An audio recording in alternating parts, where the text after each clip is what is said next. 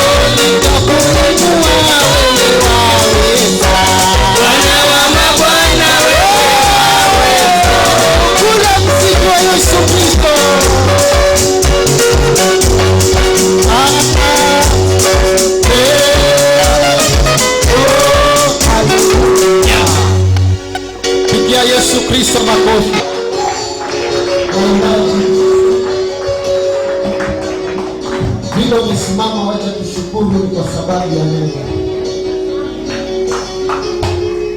Na kushukuru Baba kwa uzima katika jina la Yesu Kristo. Wacha nimesimama mbele yako ni kwa sababu ya kumega mkate ulio wako. Fungua macho yetu ya ndani Bwana, na masikio yetu ya ndani yakasikie kutoka kwako. Neno hili likawe chemichemi ya uzima ndani yetu, hatimaye tuboreshe katika njia yako Bwana. Utukufu na heshima ikurudie wewe. Ni kwako Yesu Kristo nimeomba na kushukuru. Kaa kama mtoto wa mfalme. Bwana Yesu asifiwe. Na wasalimu katika jina la Yesu Kristo. Kwa faida kwa wale ambao wamesahau jina yangu, mimi ninaitwa Anderson Arabu Mramba. Nimeokoka. Yesu Kristo ni Bwana na Mwokozi wa maisha yangu. Amina. Mimi ni bwana ama ni mume wa mke mmoja, na amekaa pale katikati. Bwana Yesu asifiwe. Black is my favorite. Bwana Yesu asifiwe. Kwa hivyo napenda tukaweze kufungua masikio yetu ya ndani tukasikie neno la Bwana. Bwana Yesu asifiwe. Mnenaji wa kwanza amenena kuhusu nabii.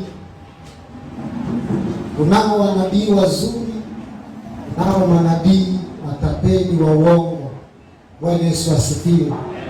Pia ushauri utakushauri tutegemee ule mti wa uzima ambao ni Yesu Kristo, ili tukaweze kuzaa matunda ya heri, tukaweze kuurithi ufalme wa mbinguni. Bwana Yesu asifiwe. Nami katika kuzungumza kwangu kumega mkate huu wa Bwana, nataka tujifunze kuhusu mapenzi ya Bwana. Bwana Yesu asifiwe.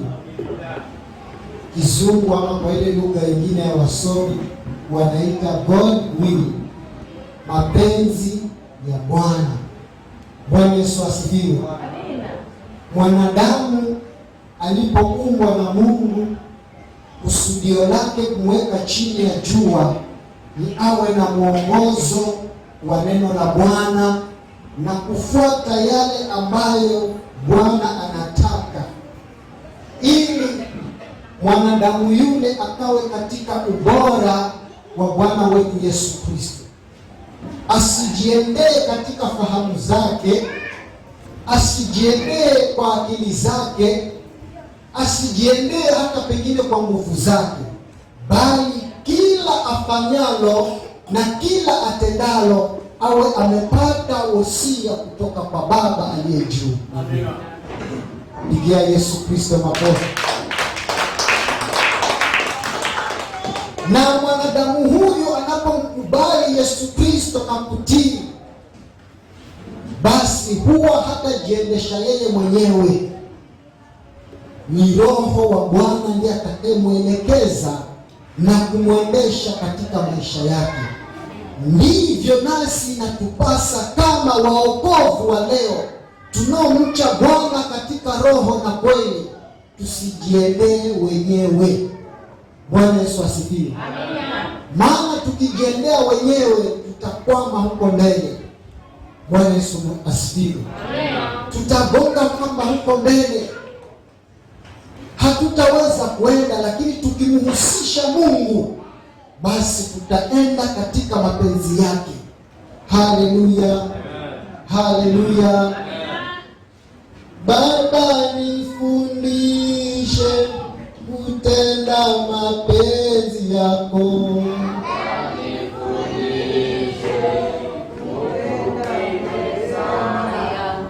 Baba nifundishe kutenda mapenzi yako.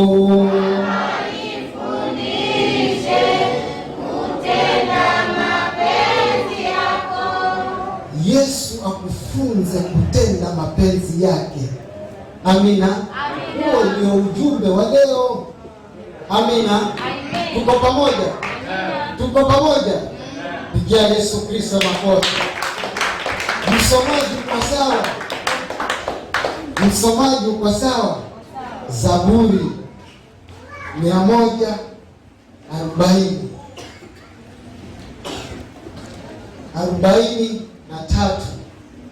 mstari wa 10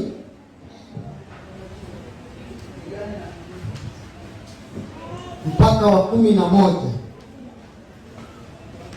Kitabu ni Zaburi mlango wa 143. Ndio. Inasema nini? Unifundishe kuyatenda mapenzi yako. Unifundishe kuyatenda mapenzi yako. Kwa maana wewe ndiwe Mungu wangu. Roho yako Roho wako mwema aniongoze katika nchi sawa. Inasemaje? Bwana, nihuishe kwa ajili ya jina lako. Rudia tena, soma kwa falsafa. Bwana, unihuishe kwa ajili ya jina lako. Kwa ajili ya jina lako. Kwa haki yako. Kwa haki yako. Unitoe roho yako taabuni. Unitoe roho yangu taabuni. Bwana Yesu asifiwe. Amina. Huyu ni mtumishi Daudi. Ombi lake kwa Bwana, anaomba afundishwe kutenda mapenzi ya Yesu Kristo ama mapenzi ya Mungu. Bwana Yesu asifiwe. Ndio nikaimba kawimbo, Baba nifundishe kutenda mapenzi yako. Baba nifundishe kutenda mapenzi yako. Leo ninataka tufundishwe kutenda mapenzi ya Bwana, ili maishani mwetu tuingiapo tutokapo, Bwana atuongoze vizuri, mahali tukiingia tukalete mabadiliko. Amina. Bwana Yesu asifiwe. Maana Yesu Kristo mwenyewe alipokuja chini ya jua, mahali alienda yeye lazima kuwe na mabadiliko, kwa sababu anatenda mapenzi ya nani? Ya Baba. Haleluya. Amina. Haleluya. Amen. Wewe nawe unapotenda mapenzi ya Bwana siku zote, mahali uingiapo giza litatetemeka na kutoweka. Amina. Maana Yesu alipoenda, hata saa zingine wale makuu wa makuhani ama Wayahudi, Mafarisayo, walikuwa wanajaribu kumchallenge Yesu Kristo, lakini Bwana anawakalisha, anawasimulia, nyinyi najua mmekengeuka, nisikilizeni mimi, ninayo maneno ya hekima, yana uwezo ya kumwokoa. Bwana Yesu asifiwe. Amen. Na alipowaambia, baadhi yao waliyazingatia wakapata wokovu, na wengine wakayapuzilia wakapata hatari. Bwana Yesu asifiwe. Amina. Maana kuna faida kwa wale ambao wanafuata mapenzi ya Yesu Kristo, na kuna hatari kwa wanaopuzilia mapenzi ya Yesu Kristo. Bwana Yesu asifiwe. Amina. Wacha nizungumze huko mwisho, nitatoa mfano waliotumwa watende mapenzi ya Yesu Kristo. Wengine wakatii wa ile sauti, wakafanya, wakapata thawabu, lakini kunao wengine walikejeli kutenda matendo ya Yesu Kristo, kufanya mapenzi ya Yesu Kristo, wakapata hatari, hata wengine walikufa dhambini. Bwana Yesu asifiwe. Amina. Vivyo nasi siku ya leo tusipojifunza kutenda mapenzi ya Yesu Kristo, tuna uwezo kuja kanisani, lakini hatimaye siku za mwisho lile ziwa la moto likawa ndio makaribisho yetu. Bwana Yesu asifiwe. Si lengo letu, lakini tunafunzana ili tuboreshane katika njia ya Bwana, tuepukane na hili ziwa la moto, lake of fire. Bwana Yesu asifiwe. Daudi hapa anamlilia Bwana, nifundishe kutenda mapenzi yako. Mapenzi yako ni nini Bwana, ili nisiende kinyume naye ukaukosa uzima wa milele. 40 hapo Zaburi. Rudi nyuma kidogo, 40 hapo mstari wa 8. Hivyo ni Daudi huyu anapiga dua ama anaimba Bwana amfundishe kutenda mapenzi yake. Bwana Yesu asifiwe. Haleluya. Amina. Soma 8 mpaka 9. Kitabu ni Zaburi mlango wa 40 mstari wa 8. Inasema nini? Kuyafanya mapenzi yako. Kuyafanya mapenzi yako. Mungu wangu. Mungu wangu. Ndiyo furaha yangu. Ndiyo furaha yangu. Naam. Sheria yako imo moyoni mwangu. Sheria yako imo moyoni mwangu. Mstari wa 9. Inasema nini? Nimehubiri habari za haki katika kusanyiko kubwa. Nimehubiri habari za haki katika kusanyiko kubwa. Sikuizuia midomo yangu. Sikuzuia mdomo wangu. Bwana. Bwana. Unajua. Bwana Yesu asifiwe. Makusudio yetu sisi chini ya jua ni kueneza injili ya Yesu Kristo, kama vile Daudi anaposema hapo. Yeye alitumia muda wake mwingi katika kueneza habari njema. Bwana Yesu asifiwe. Sasa kutenda mapenzi ya Bwana ndiyo furaha ya Daudi ndani ya maisha yake. Yeye alikuwa hataki kwenda nje ya Bwana. Lile ambalo Bwana anasema, yeye hilo ndilo kulizingatia na kulifanya. Bwana Yesu asifiwe.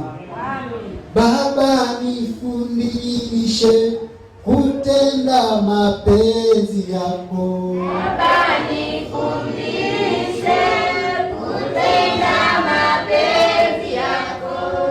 Daudi amemkubali Bwana afundishwe kutenda mapenzi yake, ili muda wake mwingi aeneze habari njema. Wewe katika kinywa chako unaeneza nini siku hizi za leo? Bwana Yesu asifiwe. Jibu nalo mwenyewe, sitaki uniambie. Haleluya. Haleluya. Tuko pamoja? Nemo unatenda mapenzi ya Bwana? Sema amina. Bwana Yesu asifiwe. Tujifunze kutenda mapenzi ya Yesu Kristo. Chini ya jua tuliwekwa hapa tupate mwongozo wa neno la Yesu Kristo. Sheria ya Bwana inapokaa ndani yetu ndio inatuongoza kutenda mapenzi ya Bwana. Haleluya. Amina. Haleluya. Amen. Lakini ile sheria inapokuwa nje ya roho zetu, ndio maana midomo yetu itakuwa firimbi wazi. Kazi ya firimbi ni kelele. Bwana Yesu asifiwe. Amina. Haleluya. Amen. Lakini tunapokuwa wazingativu, wasikilizaji na watendaji wa neno la Yesu Kristo, ile mapenzi inakaa ndani yetu na inatuongoza. Fanya hili, fanya hili, hili usitende, nitakuingiza mahali pasipo. Bwana Yesu asifiwe. Amen. Bwana Yesu asifiwe. Amina. Ufunuo wa Yohana. Naomba nisiwe mwingi. Hapa na vitabu karibu 9, lakini nitasoma nataka vile kama 6, 11, lakini mimi sitaki kuwa mwingi. Roho ufunulie zaidi na zaidi. Bwana Yesu asifiwe. Amina. Ufunuo wa Yohana 4.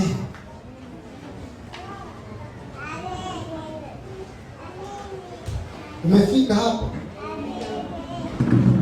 Mstari ule wa mwisho kabisa 11.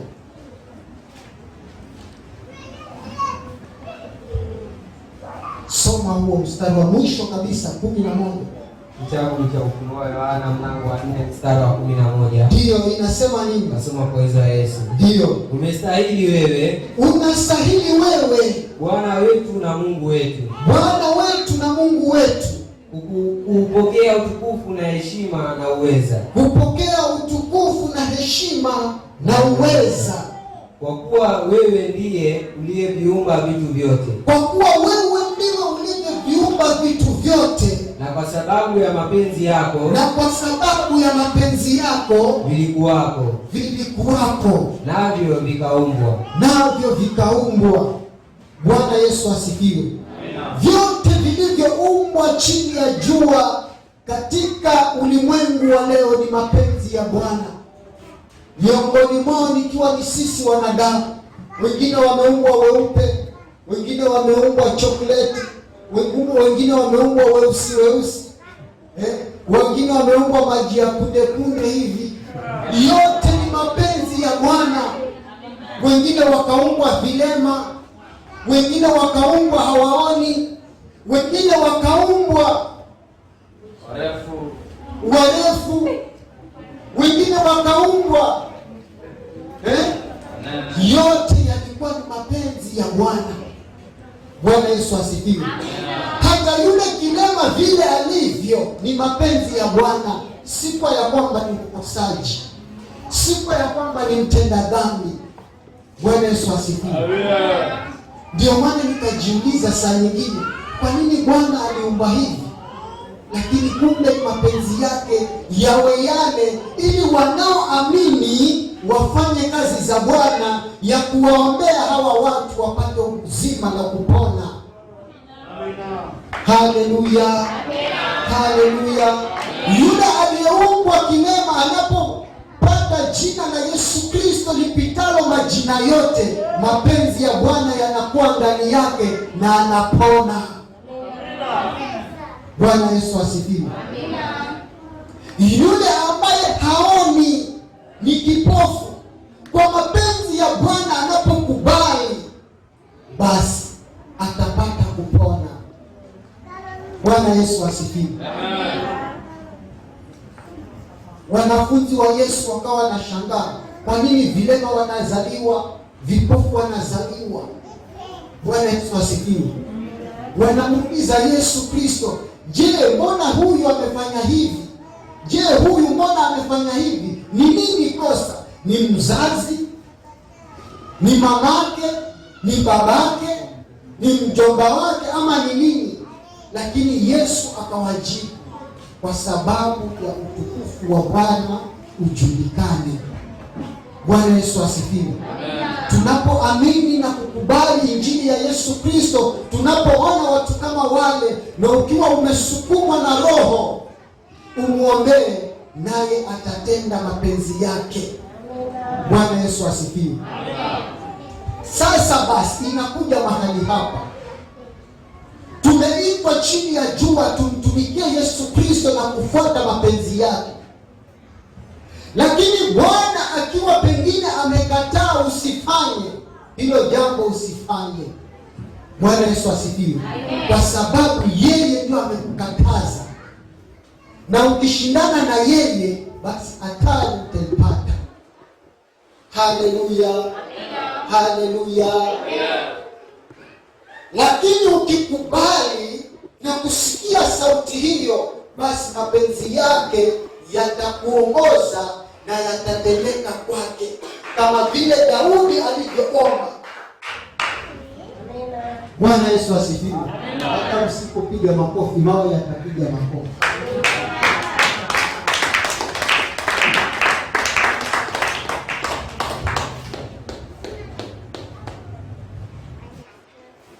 Baba, nifundishe kutenda mapenzi yako. Baba, nifundishe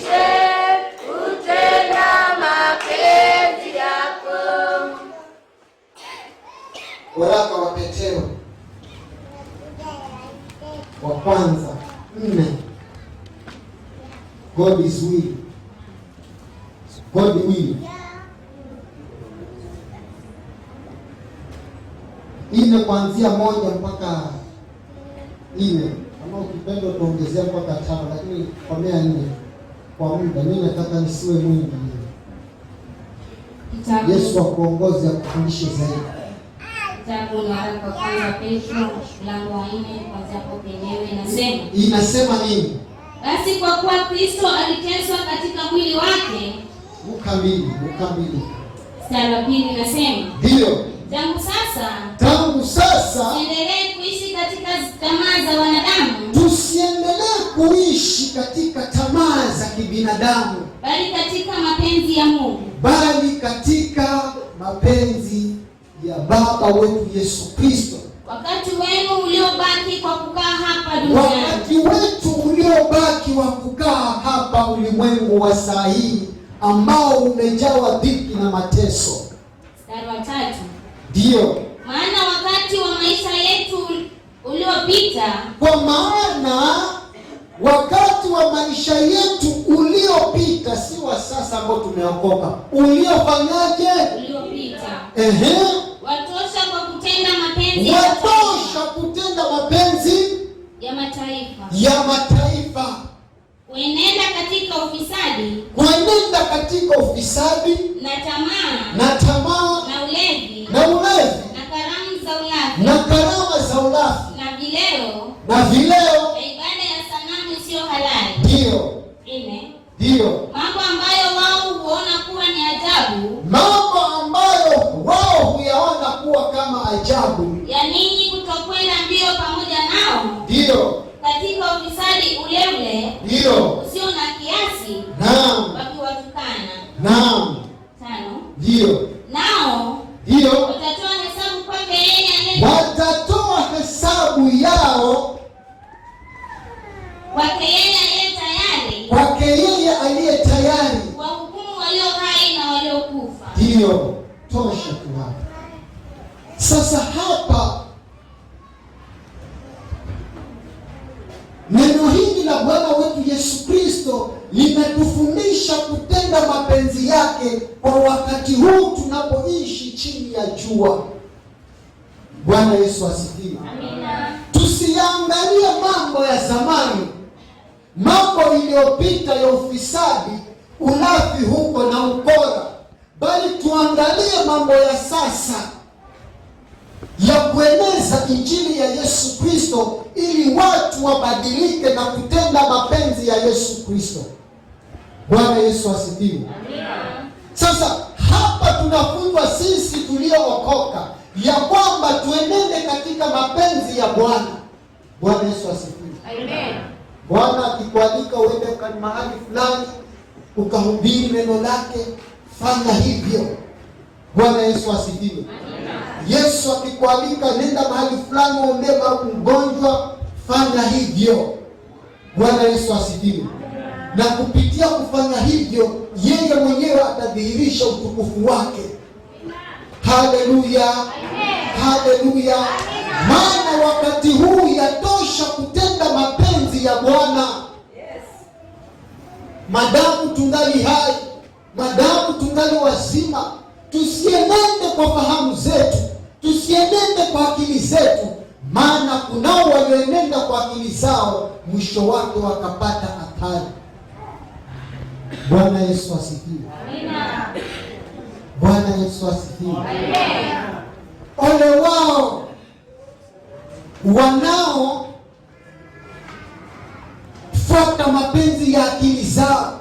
Ndio maana unaona hata wale manabii wanaoitwa manabii wa uongo, saa zingine walianza vizuri, saa zingine walianza vyema, lakini kwa sababu ya kupuzilia sauti ya Bwana, mapenzi ya Bwana, wakaenda kwa akili zao. Hapo ndipo mwanzo wa kukengeuka kwao. Bwana Yesu asifiwe. Sasa basi tuangalie mfano. Niko na mifano miwili, huo watatu nitaugusia. Mfano wa kwanza, Samueli Wacha nianze na Danieli. Danieli 2:14 mpaka 17. Huu ni mfano. Bwana Yesu asifiwe. Danieli alikuwa katika uongozi wa mfalme Nebukadneza. Na katika ufalme ule yeye alikuwa na wenzake watatu.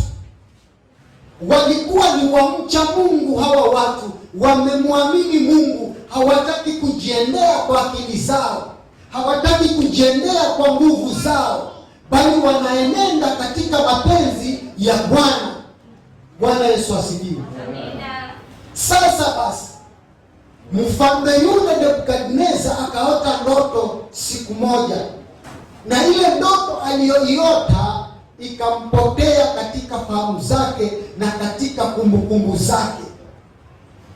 Hakuweza kusimulia wale ambao wanaweza kutafsiri. Bwana Yesu asifiwe. Wakaitwa Mabelizebubu, wakuu wa ikoroni zama hizo, waganga, ili waje watatue ndoto ya mfalme Nebukadneza, lakini walishindwa. Ikabidi watafute mcha Mungu awaye yoyote mahali popote. Bwana Yesu asifiwe. Soma 14 hapo.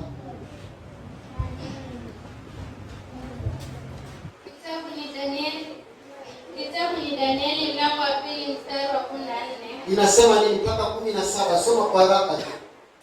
Ndipo Danieli kwa busara na hatari akajibu, Arioko, ndio akida wa walinzi wa mfalme, aliyekuwa ametoka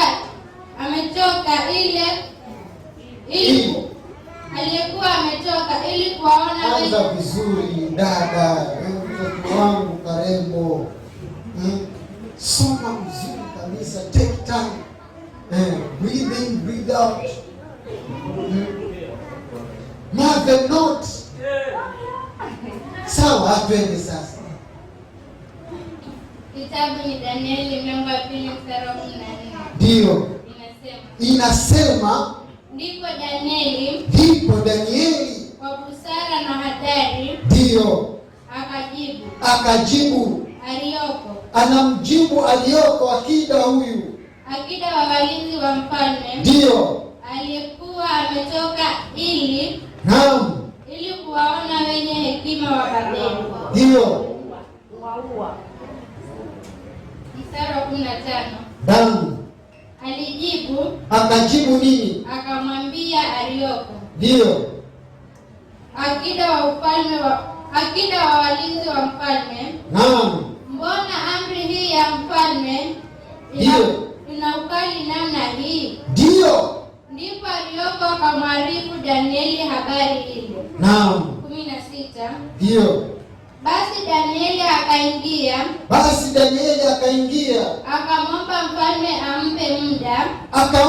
mfalme ampe muda. Kisha yeye akamwonyesha mfalme tafsiri ile.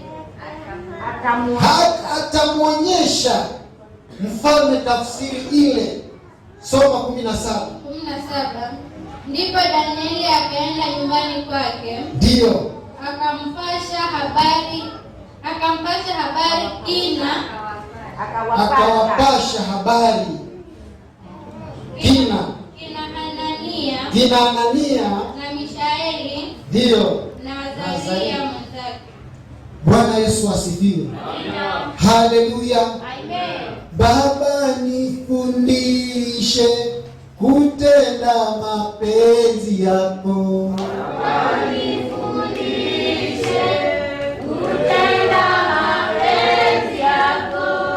Danieli hapa amepata ujumbe kutoka kwa mfalme, na mfalme alikuwa ameweka sheria kali ya kwamba yule ambaye hana uwezo wa kutafsiri ndoto ile atapata adhabu kali. Bwana Yesu asifiwe. Danieli akafikiria, akasema hapana, this is spiritual. Hii si mambo ya kawaida, ni mambo ya rohoni, nimuhusishe Bwana. Bwana Yesu asifiwe. Akamwambia yule mfalme, nipe muda. Bwana Yesu asifiwe. Wewe nao unapoitwa mahali ukaombee mgonjwa, take time, muhusishe Bwana akupe muda. Bwana Yesu asifiwe. Na sio hivyo, unaweza enda ukaraguliwa wewe ukarudi kitupu. Bwana Yesu asifiwe. Amina. Kwa sababu umemhusisha Bwana, utapata zile nguvu za rohoni za kukabiliana na jambo lile. Danieli hapa anasema apewe muda ya yeye akaanze kuuliza Mungu wake. Kwanza hajui ndoto ile inasema nini. Bwana Yesu asifiwe. Amina. Yesu maajabu. Yaani Helena umeota ndoto, alafu hiyo ndoto imekutoka, uijui. Lakini inamsukuma wewe, inakusukuma wewe. Bwana Yesu asifiwe. Amina. Nao natafuta wenye hekima ya kiungu. Bwana Yesu asifiwe. Amen.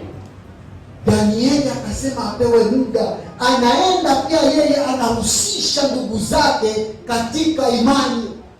Bwana Yesu asifiwe. Wakazama katika maombi. Bwana, ni nini hii mfalme ameona? Ni nini hii mfalme ameota? Je, inaweza kutufundisha nini?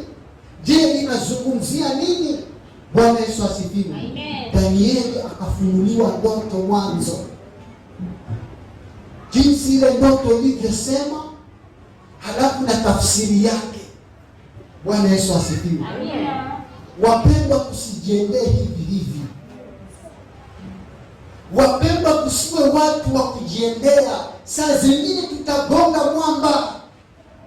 Haleluya, haleluya. Tunapomhusisha Mungu anatupa mwelekeo. Mahali tuendapo tunageuza nia za watu wote wapate kushiriki, wapate kuokolewa. Hata msipopiga makofi, Baba wa uzima atapiga makofi. Bwana Yesu asifiwe.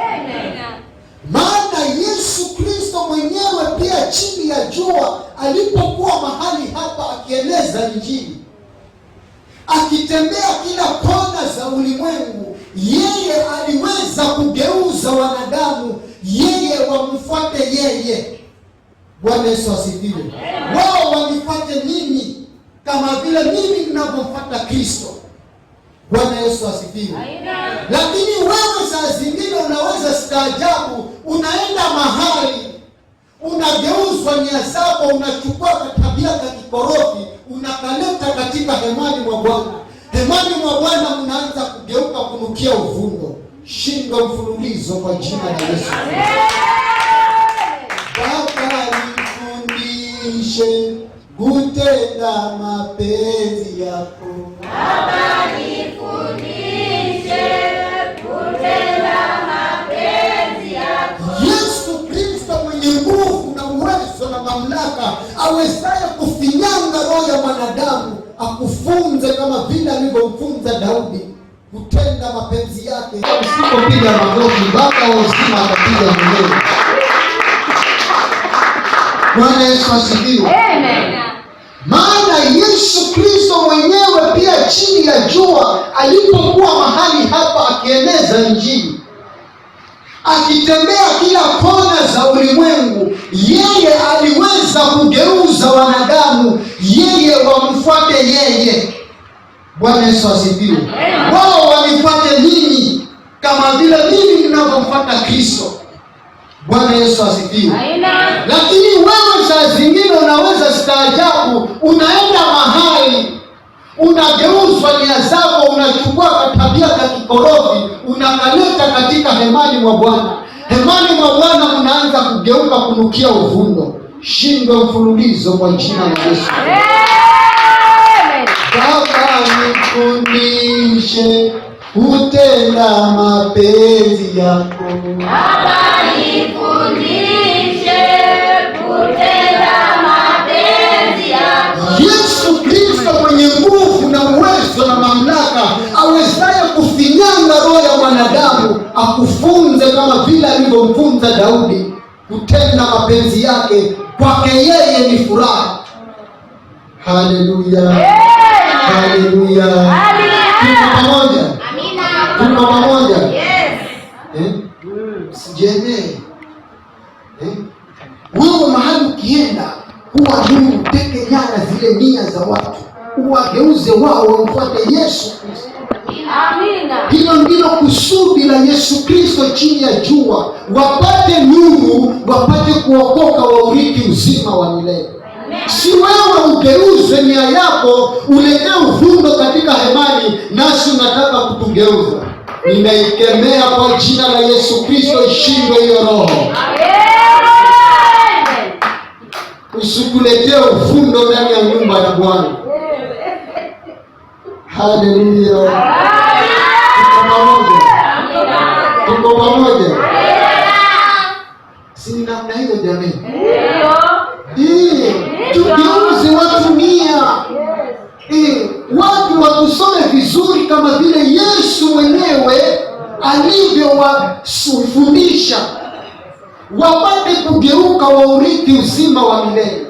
Lakini saa zingine tunafikiria umefundisha mwanafunzi, alafu mwanafunzi anaenda huko anageuzwa nia, anarudi na tabia yake kwa ufundo. Huwa sina furaha ndani ya roho yangu. Bwana Yesu asifiwe.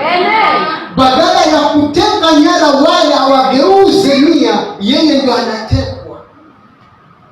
Sasa utakapotekwa utafanyaje? Yeremia huyu anasema utafanyaje? Ujapofishwa mafuta. Haleluya. Haleluya. Pigia Yesu Kristo makofi.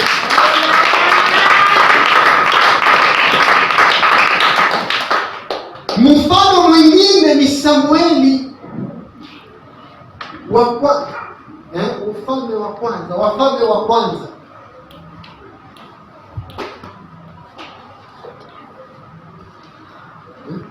Wafalme 13.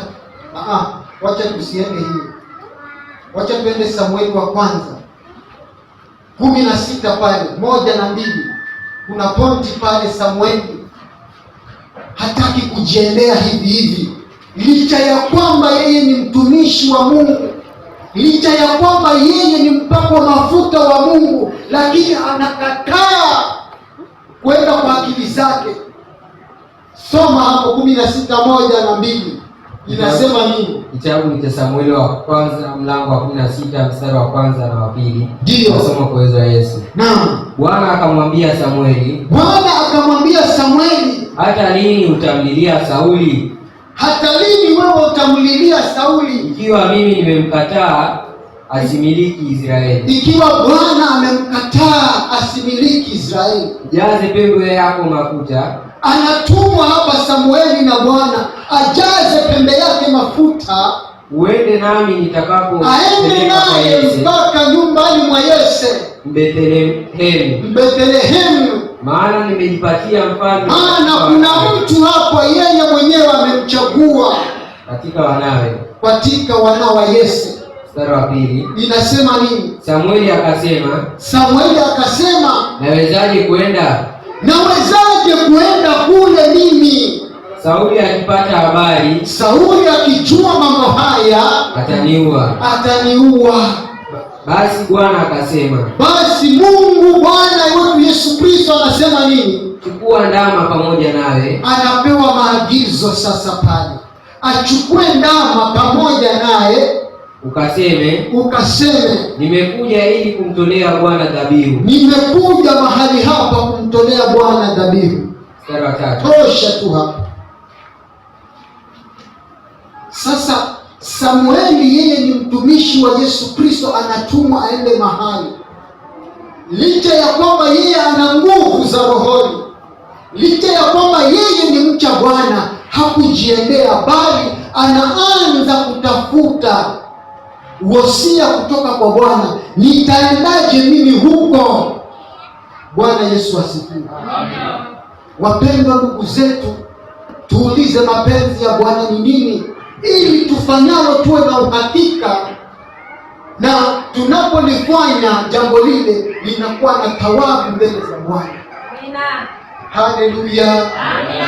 Haleluya. Amina. Bwana Yesu asifiwe. Amina. Roho wa Bwana na uwe mwalimu wangu milele. Roho wa Bwana na uwe mwalimu wangu milele. Yesu Kristo akiwa ndani yako hautajiendea. Maana Samueli yeye ndio alimpaka mafuta Sauli. Bwana Yesu asifiwe. Sauli akakataliwa na Bwana kwa sababu hakufuata maagizo, hakufuata mapenzi ya Bwana, hakufuata matakwa ya Bwana. Vile alivyotumwa alikaidi. Hata pia wewe leo ukikaidi mapenzi ya Bwana, marvel not, those who are not doing the will of God, they will inherit the lake of fire. Praise the name of the living God. Malaika asipandishe kuzuia. Bwana Yesu asifiwe. Waje nishuke kwa Kiswahili. Usistaajabu kamwe kuona wale watu ambao wanakataa kufuata mapenzi ya Mungu, sehemu yao ikawa ni ziwa la moto. Amen. Haleluya. Napo nimesema kwa Kiingereza kidogo, kwa hivyo usichanganyikiwe. Bwana Yesu asifiwe. Sitaki sehemu yako iwe lile ziwa la moto, bali tunataka tuboreke katika viwango vya Yesu Kristo, ndio kutenda mapenzi ya Bwana, tuurithi uzima wa milele. Sasa Samueli hapa anapata mwelekeo kutoka kwa nani? Haleluya. Haleluya. Ya kwamba asiende hivi achukue nini? Ndama. Sasa ile ndama aandamane nayo, aende anasema nitamtolea Bwana dhabihu. Lakini lengo la Bwana ni nini? Ni kujiinulia mtumishi mwingine ama mfalme mwingine. Unaona siri ya Bwana hapo inavyotendea. Nawe Bwana atakupa ufunuo kama huo. Helena umealikwa ukaombee mtu amepagawa na mapepo na majini. Kina jini milimuna sipini milimuna. Tayari ukienda hivyo na kutaja jina hapa, anasema Helena nimekutambua. Wewe tayari huniwezi. Bwana Yesu asifiwe. Amina. Kwa sababu hukumhusisha nani? Yehova. Lakini unapomhusisha Bwana, hata unapotembea hivi, Bwana ako pamoja nawe, mapepo yanatetemeka. Mapepo yanatetemeka na kutoroka kwa sababu nguvu za Bwana ziko ndani yako. Amina. Haleluya. Haleluya. Unawakilisha habari njema za mbinguni. Mapenzi ya Bwana ifanywe chini ya jua. Amina. Bwana Yesu asifiwe. Amina. Hatari za aliye kaidi. Malizie na hapo. Hii ni Wafalme wa kwanza 13. Inaanzia hapo mwanzo. Kuna yule nabii pale aliyetumwa na Mungu, mtu wa Mungu aliyetumwa, nenda mahali fulani kafanye hivi na hivi na hivi. Bwana amekupa instruction, amekupatia nini? Instruction, mwongozo. Sasa lengo lako wewe ni kufuata ule mwongozo ili usiwe nje ya ule mwongozo. Bwana Yesu asifiwe. Lakini mtu wa Mungu yule akaenda akafanya yaliyokusudiwa na Mungu, lakini baadaye alisahau neno moja, hakulifanya. Bwana Yesu asifiwe. Amina. Hata hawa manabii unapowaona wanafanya unabii, walianza vizuri, lakini mahali walipoangukia kufuata akili zao, ndio sasa wanafanya unabii wa kushibisha matumbo yao, bali si wa Mungu. Bwana Yesu asifiwe. Amina. Haleluya. Amina. Nabii yule aliyetumwa na Mungu akaenda mpaka kwa yule mfalme, akaenda peana ujumbe. Mfalme akasikia ule ujumbe na akajawa na hasira, akawa anataka kumuua, lakini mkono wake ukakatika. Kisoma hiyo 13, naeleza tu kwa muda. Bwana Yesu asifiwe. Amen. Lakini mtumishi yule alipoambiwa usile kule, yeye akaona vinono, akaona biriani, akaona akina omelette, machips burger.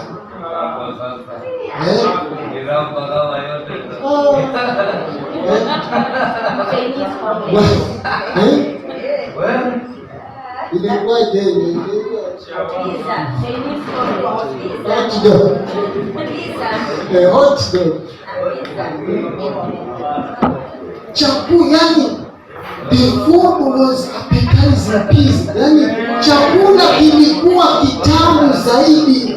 Alipokipiga jicho hivi la kimwili, akaanza kutamani. Bwana Yesu asifiwe. Saa zingine tujaribu kusikia mapenzi ya Bwana. Ikikukataza hata kama ni ugenini usile, heleno usile. Kapenzi sino. Tenzi nino. Bwana Yesu asifiwe. Amina. Kataa.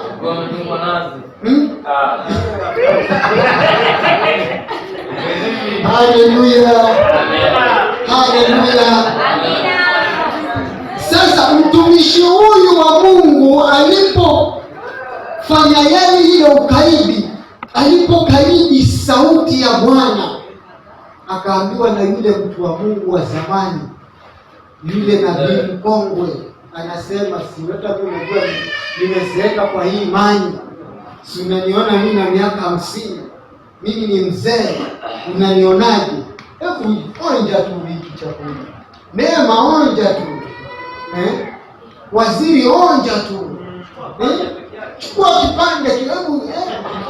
Tesa. Alipoteremsha hivi. Lete tena. Simba na kusubiri hapo, Wayuda kurarua. Bwana Yesu asifiwe. Yesu hana compromise na mtu.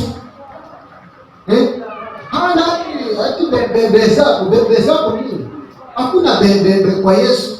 Umekosa. Na yule yani badala aangukia sema nimekosa, yeye alijiachilia hivi na akaenda. Simba akawa na mmoja, akamenya shingo yake chini. Bwana Yesu asifiwe. Amina. Yesu ukikaidi neno lake, usistaajabu, unaweza kuangukia ziwa la moto. Bwana Yesu asifiwe. Amina. Tujaribu sana tuingiapo tutokako, tufanye mapenzi ya Yesu Kristo ya kueneza habari njema, watu waupokee uzima wa milele.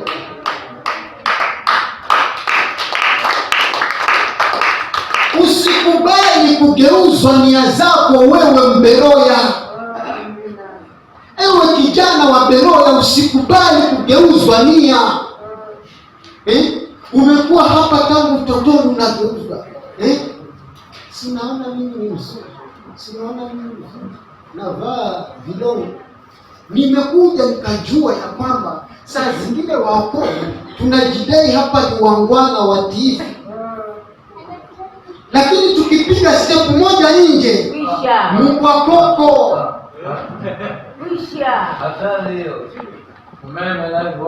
Chui anakugeuza nia wewe ambaye umesimama. Anapiga shoti yenyewe. Amebeba guruneti ya shababu. Akupindue wewe utembee na kichwa. Miguu juu. Haleluya.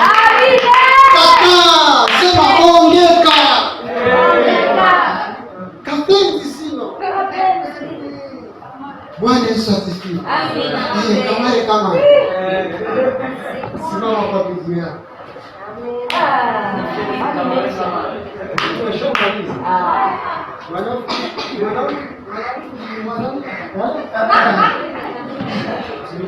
Mtoto mtiifu hafunzi mengi. Bwana Yesu asifiwe.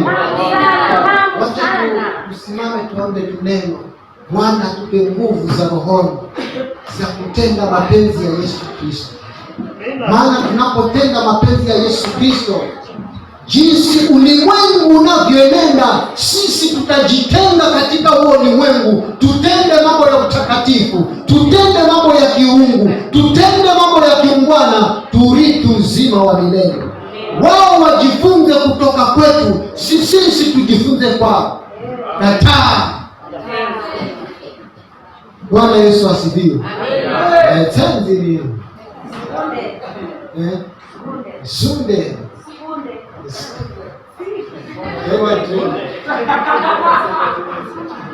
Wacha tuamini na tuombe.